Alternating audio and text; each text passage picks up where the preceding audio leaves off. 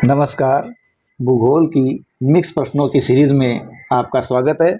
और इसी श्रृंखला के अंदर आज का प्रश्न, वायुदाब में अचानक आने वाली कमी किस परिघटना का सूचक है। देखिए, वायुदाब में जब भी अचानक कोई कमी आती है तो वो तूफान की ओर संकेत करती है। इसका मतलब तूफानी मौसम, आंधी तूफान, इस प्रकार का ये सूचक होता है जब अचानक वायुदाब में कमी आ जाती है। नेक्स्ट है, वायुदाब को किस यंत्र से मापा जाता है। तो वायुदाब है वो बैरोमीटर के माध्यम से मापा जाता है, यानी वायुदाब मापी क्या कहलाता है, बैरोमीटर। नेक्स्ट प्रश्न हमारा है, डोल्ड्रम पेटी या शांत पेटी का विस्तार कहाँ पाया जाता है। देखिए, यहाँ अपने को 0 से 5 डिग्री उत्तर, 0 से 5 डिग्री दक्षिण और 0 से 15 उत्तर दक्षिण और 0 से 5 डिग्री उत्तर और दक्षिण, तो यहाँ दोनों सही होगा डी वाला, यानी 0 डिग्री से 5 डिग्री उत्तर और दक्षिण में। देखिए, डोल्ड्रम भूमध्य रेखा के दोनों तरफ 5 डिग्री उत्तरी अक्षांश और 5 डिग्री दक्षिणी अक्षांश के बीच पाया जाता है, यानी कुल मिला के कितने डिग्री हुआ, 10 डिग्री। ये निम्न वायुदाब वाला क्षेत्र है और यहाँ पर जो पवनें चलती हैं वो क्या होती है, शांत होती है, और इसीलिए इसे शांत पेटी या डोल्ड्रम के नाम से जाना जाता है।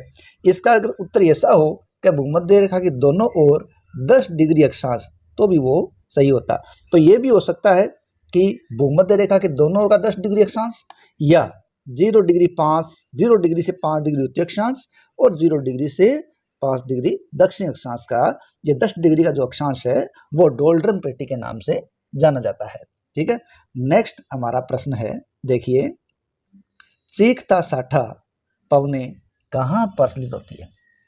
देखिए, चीखता साठा पवन है वो दक्षिणी गोलार्ध में 60 डिग्री अक्षांश के पास, ठीक है, ये जो दक्षिणी गोलार्ध है या दक्षिणी अक्षांश है वहाँ 60 डिग्री अक्षांश के पास ऐसा होता है।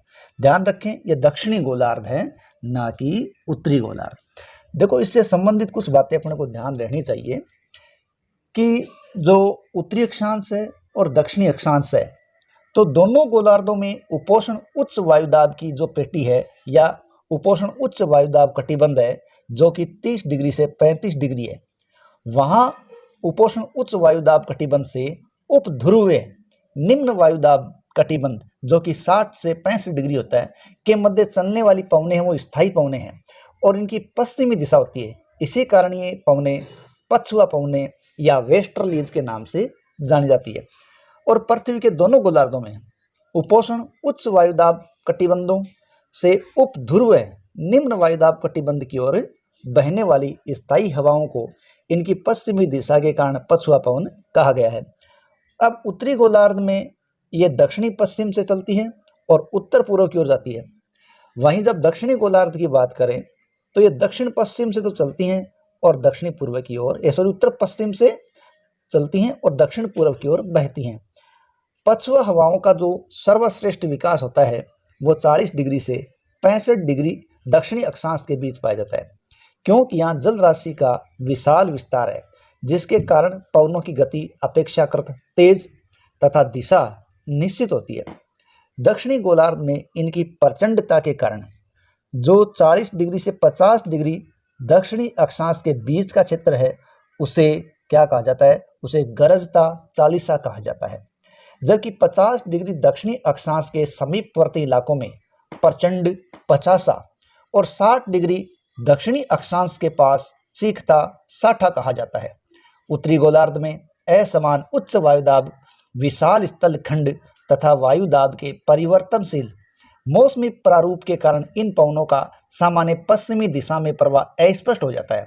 ध्रुवों की ओर इन पवनों की सीमा काफी अस्थिर है जो मौसम और अन्य कारणों के अनुसार परिवर्तित भी होती रहती है। तो ये इसकी जानकारी विशेष थी।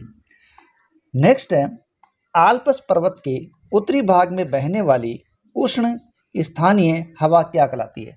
तो आल्प्स पर्वत के उत्तर में बहने वाली ये स्थानीय उष्ण शुष्क हवा फान के नाम से जानी जाती है, फॉन या फान। नेक्स्ट, अगले प्रश्न के अंदर अपने को दिया गया है मिलान है, निम्नलिखित में से कौन सा युग्म सुमेलित नहीं है। यानी यहाँ मिलान किया गया है लेकिन एक मिलान ऐसा है जो यहाँ सही नहीं है। देखिए, मिस्ट्रल ये बिल्कुल फ्रांस की स्थान हवा है, ठीक है। और यामो ये जापान में चलने वाली हवा है। लेकिन यहाँ सिराको पवन ये अलग है। खमसिन है वो मिस्र की है, बात सही है। अब बात करें कि सिराको यहाँ अलग कैसे है। देखिए सिराको क्या है, वो सहारा मरुस्थल में भूमध्य सागर की ओर चलने वाली गर्म हवा है। तो ये सहारा मरुस्थल की हवा है जो भूमध्य सागर की ओर चलती है, ना कि ऑस्ट्रेलिया में। नेक्स्ट, प्रतिचक्रवात की विशेषता क्या है। देखिए प्रतिचक्रवात की विशेषता है स्वच्छ आकाश। क्या है, स्वच्छ आकाश होती है। नेक्स्ट, निम्नलिखित में से कौन सर्वाधिक विनाशकारी होता है। ठीक है, ये विभिन्न प्रकार के अपने को चक्रवातों से संबंधित नाम दे रखे हैं। तो इनमें सबसे ज्यादा जो विनाशकारी है वो होता है टॉर्नेडो। ठीक है, यानी सर्वाधिक विनाशकारी निम्न में से टॉर्नेडो। नेक्स्ट, किस मेघ से अत्यधिक वर्षा होती है। देखिए वर्षा स्त्री मेघ है, उसी से देखिए सर्वाधिक ही वर्षा होगी। नेक्स्ट, संसार की अधिकतम वर्षा निम्नलिखित में से किस रूप में होती है। तो संसार की अधिकतम जो वर्षा है वो पर्वतकृत होती है। किस प्रकार की होती है, पर्वतकृत वर्षाएं होती है। नेक्स्ट, निम्नलिखित में से किस क्षेत्र में साल भर वर्षा होती रहती है।